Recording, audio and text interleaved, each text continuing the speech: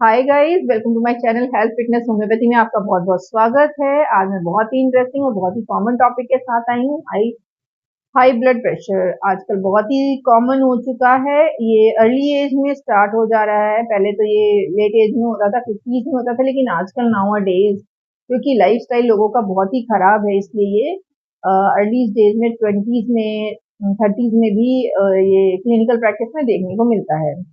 तो इसके बारे में पूरी जानकारी के लिए आप मेरे साथ मेरी वीडियो में जुड़े रहें। आपको इसमें मैं डाइटरी मैनेजमेंट बताऊंगी, कॉज बताऊंगी, आपको क्या खाना है, क्या करना है, कैसे इसको ठीक करना है, वो सारी जानकारी और होम्योपैथी में इसका क्या ट्रीटमेंट है, सारी जानकारी आपको इस वीडियो के माध्यम से मिलेगी।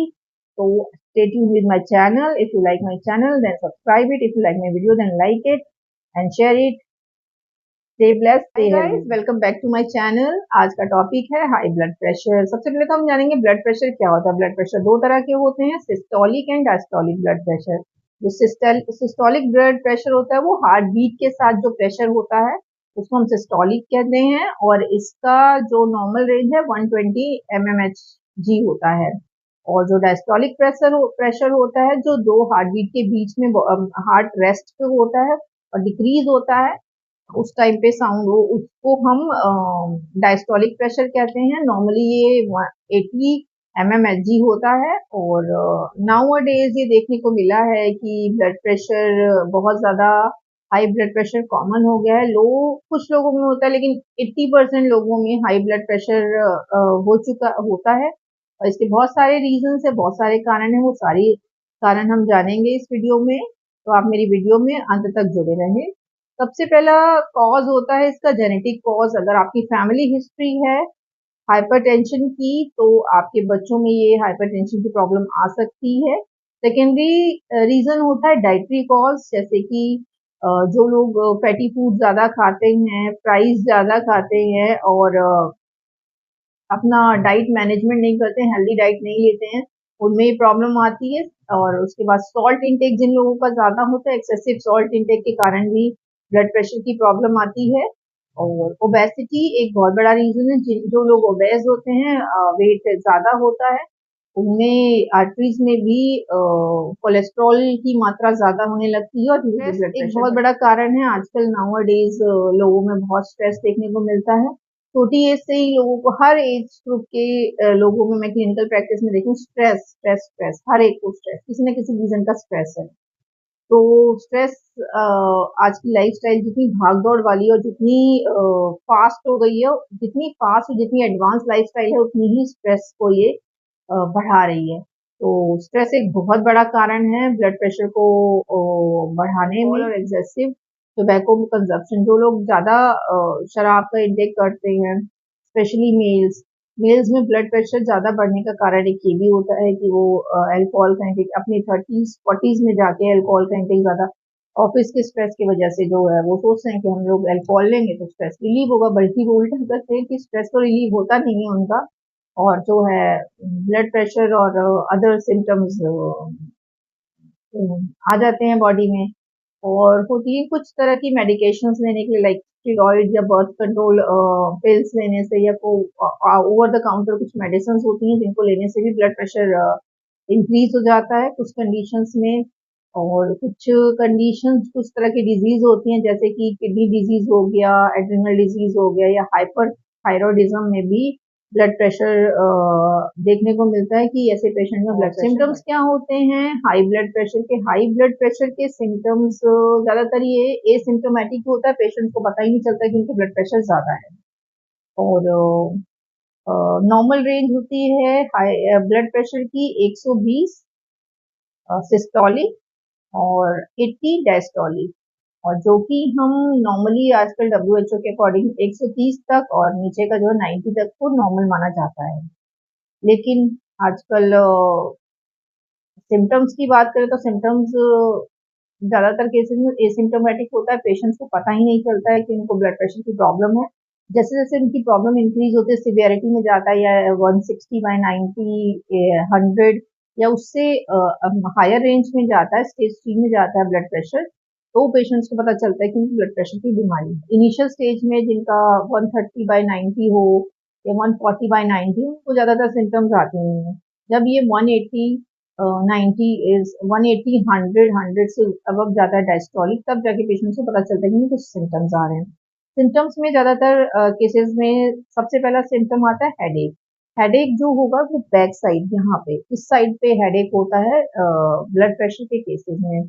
और डिजीनेस होता है, डिजीनेस होती है जिसमें आपको इम्बैलेंस फील करोगे आप जब भी ब्लड प्रेशर बढ़ेगा। और समटाइम्स जो हैवीनेस होगा हेड में या फिर डिजीनेस होगी, उसके साथ में आपको पेन जाएगा लेफ्ट हैंड में पेन जा सकता है। और फिंगर्स में, स्पेशली फिंगर्स में, लास्ट की दो फिंगर्स हैं, इनमें ब्लड प्रेशर जब बहुत ज्यादा हाई होगा तो इनमें पेन जा सकता है। तो ये एक सिम्टम्स होता है। और ब्लड विजन, अगर विजन में प्रॉब्लम आ रही है तो भी हाई ब्लड प्रेशर के कारण ये हो सकता है, विजन डिस्टर्ब हो जाती है। नोज ब्लीड एक्सेसिव केस में जो है नोज ब्लीड हो सकता है, ब्रीदिंग प्रॉब्लम हो सकती है, टैकीकार्डिया हो सकता है, वेडिकार्डिया हो सकता है, और सांस लेने में दिक्कत आई, डिफिकल्टी इन ब्रीदिंग हो रही हो, या फिर होता है chest pain. Chest pain, uneasiness होगा, इस एरिया में अनइजी फील करेगा पेशेंट। और पाल्पिटेशन ज्यादा होगा, हार्ट बीट कभी ज्यादा लगेगी, फास्ट लगेगी, कभी स्लो लगेगी, अनकंफर्टेबल होगा, चेस्ट में, नोज में, हेड में अजीब सा फीलिंग होगा, सेंसेशन होंगी, मतलब हैवी फीलिंग होगी। और यही मेन सिम्टम्स होते हैं जो जिससे हम हाई ब्लड प्रेशर को पहचान सकते हैं।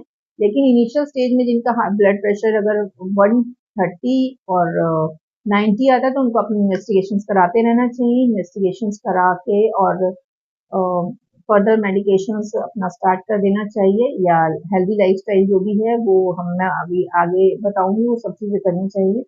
प्लस इसको इग्नोर नहीं करना चाहिए। इन्वेस्टिगेशंस की बात करें, सबसे पहले तो सिम्टोमेटिकली पता चल जाता है लाइफस्टाइल और सारे, जब डॉक्टर आपका केस टेकिंग लेगा तो उससे उसको पता चल जाएगा ब्लड प्रेशर की प्रॉब्लम, ब्लड प्रेशर चेक करेंगे।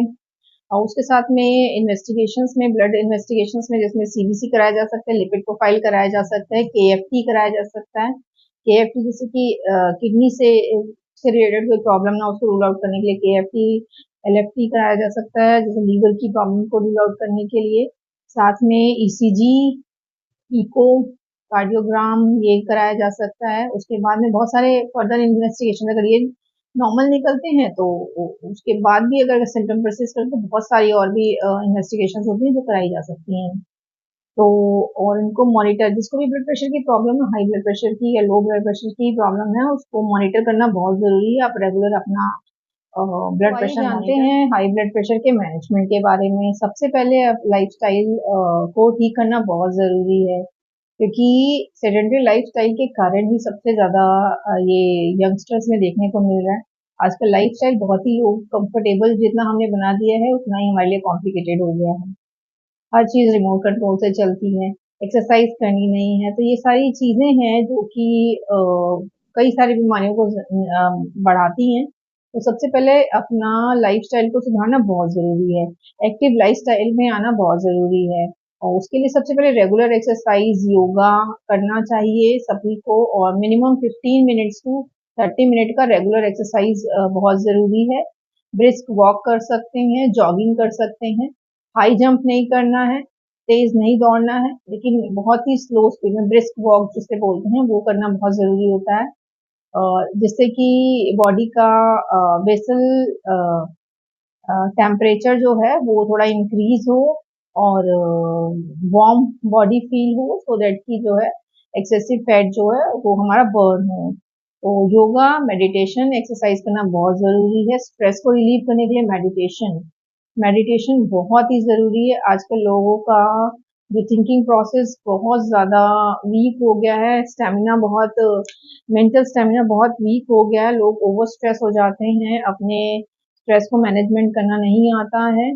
तो उसका एक ही चीज है कि आप अपने आप को सेल्फ मोटिवेट करें और मेडिटेशन करें। मेडिटेशन से बहुत तरह के स्ट्रेस में रिलीफ मिल सकता है। तो स्ट्रेस को रिलीव करना बहुत जरूरी है, एक्टिव लाइफस्टाइल को अपनाना बहुत जरूरी है। उसके बाद आता है डाइट। डाइट हमारी बहुत ही हेल्दी होनी चाहिए, जिसमें रॉ फ्रूट्स, जो कि हम कच्ची जमीन से निकली हुई चीजें होती हैं, जितना हम रॉ खाएंगे उतना हमारी बॉडी हेल्दी रहेगी। जैसे कि सैलेड ज्यादा से ज्यादा खाना है, फ्रूट्स ज्यादा से ज्यादा खाना है, तो जो चीज़ रॉ हमें मिलता है वो हमें खाना है। डाइट में ग्रेन्स, मल्टीग्रेन्स, अपने आटे में जो है मल्टीग्रेन्स ऐड करना है, मोटा अनाज जिसे कहते हैं।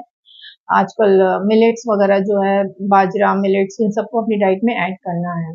फाइबर का इंटेक बहुत ज़्यादा करना है। जितना ज़्यादा फाइबर खाएँगे उतना मेटाबॉलिक रेट आपका अच्छा होगा। जितना अच्छा मेटाबॉलिज्म होगा उतना ही डाइट जो भी हम खाएँगे वो एब्ज़ॉर्प्शन अच्छा होगा। एब्ज़ॉर्प्शन अच्छा होगा तो सर्कुलेशन अच्छा होगा।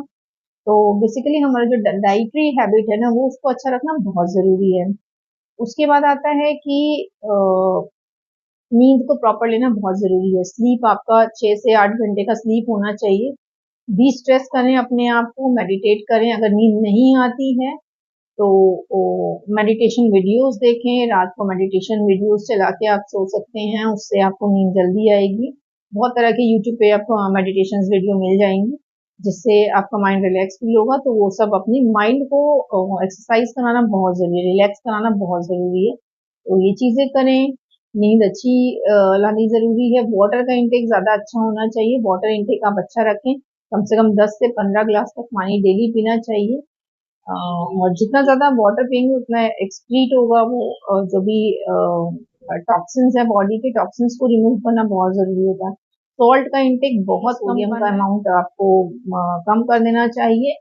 और इसी के साथ आप जितना हेल्दी फूड लेंगे, जितना डी स्ट्रेस रहेंगे, जितना आप फ्री रहेंगे, अपने वर्कलोड को ओवर बर्डन ना होने दें, माइंड को रिलैक्स रखें। ठीक है, काम है हो जाएगा, सब चीज़ें रिलैक्स होके करना सीखें। उसको मतलब अपनी बॉडी पे और अपने माइंड पे ज़्यादा स्ट्रेस लेना ना ना करें।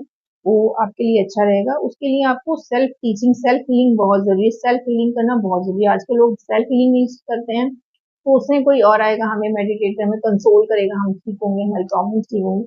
नहीं, सेल्फ मोटिवेशन, सेल्फ हीलिंग और सेल्फ जो है सेल्फ अपने आप को समझना, सेल्फ लव बहुत ज़्यादा ज़रूरी है। तो सेल्फ लव करें और अपनी बॉडी का ध्यान रखने, अपनी डाइट का ध्यान रखने, अपने नींद का ध्यान रखें और अपने पानी के इंटेक का ध्यान रखें। अल्कोहल कंजप्शन, जो लोग अल्कोहल का कंजप्शन बहुत ज़्यादा करते हैं वो अल्कोहल के कंजप्शन को कम करें, बहुत रिड्यूस करो भाई। उससे लिवर खराब होता है, उससे किडनी खराब होगी। और अगर किडनी पे इफेक्ट आ गया, लिवर पे इफेक्ट आ गया तो ऑब्वियसली ब्लड प्रेशर आपका बढ़ेगा ही बढ़ेगा। तो अल्कोहल के इंटेक को कम करो। और टोबैको जो लोग लेते हैं, टोबैको के इंटेक को कम करो। ये सब चीज़ें हैं जो ब्लड प्रेशर को इंक्रीज करने में वो ट्रिगर करती हैं। तो इन चीज़ों को अपनी डाइट से दूर रखो, इन सब चीज़ों को अ, हटाओ। लोग सोचते हैं कि स्ट्रेस आजकल वर्कलोड बहुत ज़्यादा है, 12-12 घंटे का प्राइवेट में वर्कलोड होता है, गवर्नमेंट में भी हर तरह की आपकी जो भी आप वर्क करते हो उसमें वर्कलोड बहुत ज़्यादा है, तो प्रेशर बहुत ज़्यादा होता है। आप उसको ईज़ी गोइंग बनाओ, उसको रिलैक्स रहो, उसको ईज़ी बनाओ और सेल्फ को स्ट्रॉन्ग बनाओ, अपने विल पावर को स्ट्रॉन्ग बनाओ, ना कि जो है उसको ओवरकम करने के लिए, स्ट्रेस को ओवरकम करने के लिए अल्कोहल का इंटेक करो या टोबैको का इंटेक करो। ये चीज़ें गलत हैं। तो इन सब चीज़ों का इंटेक नहीं करना है बिल्कुल भी। नेक्स्ट, जो कैफीन प्रोडक्ट होते हैं, कैफीन प्रोडक्ट का इंटेक कम कर दें, कोल्ड ड्रिंक्स का इंटेक कर दें, शुगरी प्रोडक्ट्स का इंटेक कम कर दें। कॉफ़ी का इंटेक या जो भी स्टिमुलेंट्स होते हैं, कैफीन जो होता है, ये सब ब्लड प्रेशर बढ़ाने में बहुत ज़्यादा ब्लड प्रेशर को बढ़ाता है। मेटाबॉलिज्म को अपने ठीक रखें, अपने डाइटरी हैबिट्स को ठीक रखें। अपने जो मेटाबॉलिज्म को ठीक रखने के लिए हमें हेल्दी फूड लें। सुबह की शुरुआत आप अच्छी करें, अर्ली मॉर्निंग में जागें, एक्सरसाइज करें, योगा करें, खूब सारा पानी पिए, डिटॉक्स करें बॉडी को, मोशंस टाइम पे हो जाए, यूरिन अच्छे से पास हो, मोशन पास हो। उसके बाद आप अपना हेल्दी डाइट रखें, अपना टाइम पर ब्रेकफास्ट लें, टाइम पे लंच लें और टाइम पे डिनर लें और टाइम पे सोएं। ये रूटीन आपको अपनाना बहुत ज़रूरी है। स्ट्रेस के लिए मेडिटेशन बहुत करें। मैं मानती हूँ कि आजकल सबकी लाइफस्टाइल में स्ट्रेस बहुत ज़्यादा हो गया, हम लोगों की लाइफस्टाइल में, लेकिन हमें सेल्फ को हमें खुद ही मैनेज करना पड़ेगा। हमें अडेप्टेशन अपने अंदर अपनानी पड़ेगी। अडेप्टेशन का मतलब नहीं कि ओवर स्ट्रेस है तो हम ओवर स्ट्रेस होते जाएं। अडेप्टेशन का मतलब है कि ठीक है, उसको डील करना आना चाहिए, उसको डील करना सीखें। अपने जो प्रेशर्स हैं, पीर प्रेशर से उसको रिलीव करें, मेडिटेशन करें, योगा करें और अपनी एक हॉबी बनाएं जो आपको पसंद हो। उस हॉबी पे काम करें, चाहे आपको पेंटिंग पसंद हो, चाहे आपको जिमिंग पसंद हो या कोई भी बैडमिंटन खेलना पसंद हो, कोई भी एक एक्टिव जो हॉबी होती है ना, प्ले का रिलेटेड, वो आप अपनी लाइफ में लाएं। जैसे आप बचपन में हम खेलते थे बैडमिंटन खेलते थे या फिर जो है रनिंग करते थे, कुछ भी अपने दोस्तों के साथ भी कुछ भी, लेकिन उसमें हेल्दी चीजों को अपनाएं, गलत चीजों को नहीं। गेट टुगेदर करें, मिले लोगों से, लेकिन उसमें डाइट आप अपनी अच्छी रखें, अल्कोहल का इंटेक ना करें, मैं बार बार बता। होम्योपैथिक मैनेजमेंट की बात करें तो होम्योपैथी में बहुत सारी ऐसी दवाइयां हैं जो आपके स्ट्रेस को कम करती है। होम्योपैथिक बेसिकली सिम्टम्स पे काम करती है, तो हमें पहले पेशेंट का केस लेना जरूरी होता है, पेशेंट को समझना जरूरी होता है। एक ही मेडिसिन हर मरीज पे काम नहीं करती, तो जिनको स्ट्रेस ज्यादा है उनको उसके अकॉर्डिंग मेडिसिन दी जाती है, जिनको अल्कोहल का हैबिट है, ब्लड प्रेशर के साथ उनको, जिनकी जेनेटिक हिस्ट्रीज आ रही हैं उनकी मेडिसिन डिफरेंट होंगी, जो ओबेसिटी की वजह से जिनका ब्लड प्रेशर है उनकी मेडिसिन डिफरेंट होंगी। तो कोई भी मेडिसिन कॉमन नहीं होती है, जो हर मेडिसिन हर पेशेंट पे काम करें। ज्यादातर जो हमारे पास होम्योपैथी में मेडिसिन है, नेट्रोम्यूल, लैक्टोसेज, रोवोल्फिया टिंचर में पैसिफ्लोरा टिंचर और ग्लोनाइन, बालाडोना, सैंगुनेरिया और लाइकोपोडियम, नक्स वोमिका, ये सारी मेडिसिन बहुत ही अच्छा काम करती हैं ब्लड प्रेशर को डिक्रीज करने में। लेकिन ये सारी मेडिसिन सिम्टम्स के अकॉर्डिंग और पेशेंट्स के अकॉर्डिंग दी जाती है, कोई भी मेडिसिन हर पेशेंट को नहीं दी जाती है। होम्योपैथी में कॉमन मेडिसिन नहीं है जो कि हर पेशेंट में काम करे, सबकी मेडिसिन अलग अलग होती है। लेकिन हाँ, होम्योपैथी में बहुत अच्छा ट्रीटमेंट है इसका। डायूरेटिक्स में भी बहुत अच्छी दवाइयां हैं होम्योपैथी की, जो कि डायूरेटिक्स का काम करती हैं और ब्लड प्रेशर को कम करने में, मेटाबॉलिज्म को इंक्रीज करने में हेल्प करती हैं, स्ट्रेस को रिलीव करने में हेल्प करती हैं। सपोर्टिव मेडिसिन बहुत सारी हैं। तो होम्योपैथी में होम्योपैथिक कंसल्टेशन लेने के लिए आप अच्छे डॉक्टर से जरूर मिलें। विदाउट कंसल्टेशन कोई भी मेडिसिन अपने आप ना लें। मैं कभी भी प्रेफर नहीं करती हूँ कि पेशेंट कोई भी यूट्यूब चैनल से या कुछ भी देख के अपने आप मेडिकेशन शुरू कर दें। मेडिसिन नहीं, होम्योपैथी बहुत अच्छा काम करती है, लेकिन आप डॉक्टर की परामर्श से, डॉक्टर की कंसल्टेशन के बाद ही कोई मेडिसिन शुरू करें। और इसी के साथ आप अपना हेल्दी लाइफस्टाइल बनाए रखें और ज्यादा से ज्यादा पानी पिए, फ्रूट्स खाएं, वेजिटेबल्स खाएं, रॉ मटेरियल ज्यादा खाएं। प्रोसेस्ड और सिंथेटिक फूड से दूर रहें। जितना प्रोसेस्ड सिंथेटिक फैटी फूड से दूर रहेंगे उतनी आपकी लाइफस्टाइल अच्छी रहेगी और आपकी हेल्थ अच्छी रहेगी। तो इसी के साथ मैं वीडियो यहीं पे खत्म करती हूँ। होपफुली आपको मेरी वीडियो इन्फॉर्मेटिव लगी हो, और इसको लाइक करें, शेयर करें। Thank you very much, bye.